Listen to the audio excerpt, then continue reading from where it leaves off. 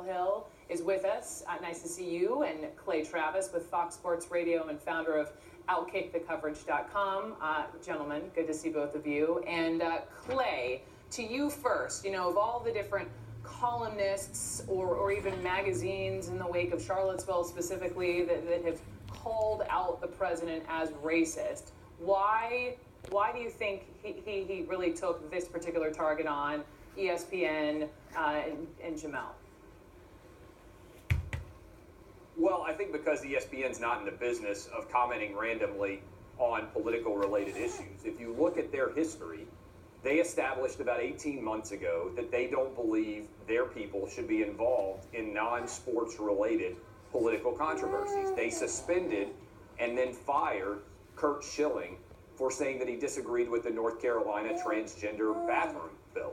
And that had absolutely nothing to do with sports. And they said, look, you can't have this opinion. It's too conservative. We're not going to allow it.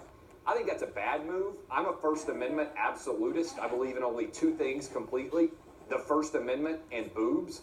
And so once they made the decision that they were not going to allow a conservative non-sports related commentary, they couldn't do it either. Hold on.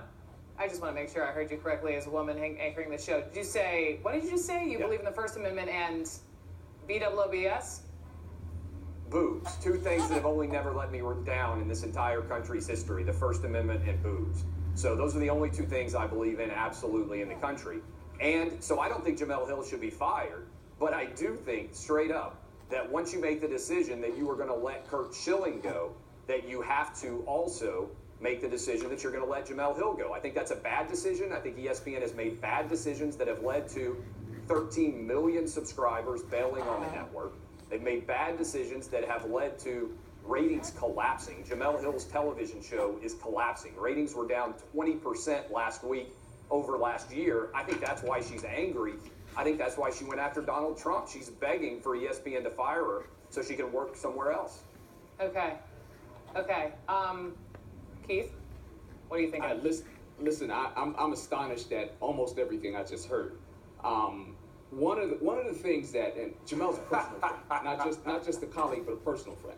One of the things that Jamel's had to deal with her entire career, and many women who I'm friends with in this business and have been friends with in this business for a long time, is sexism, blatant sexism, comments about her appearance, comments about her racially, comments about her inability or perceived inability to be able to comment on sports because of her gender. For somebody to come on CNN and to say something like the only thing I believe in a discussion about something. I'm still there too, and I just want to make sure I'm hearing you correctly. BOOZE or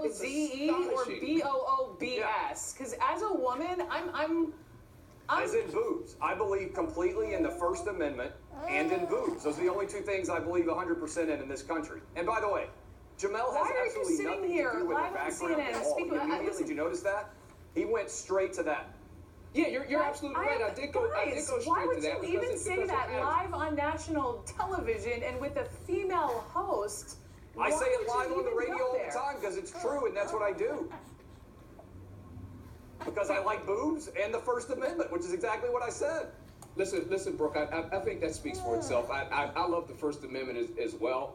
I also love women, and as you don't love boobs too. One who truly, I'm not going to talk about that on television because it's irrelevant to the topic. It shouldn't be brought up here. Why not?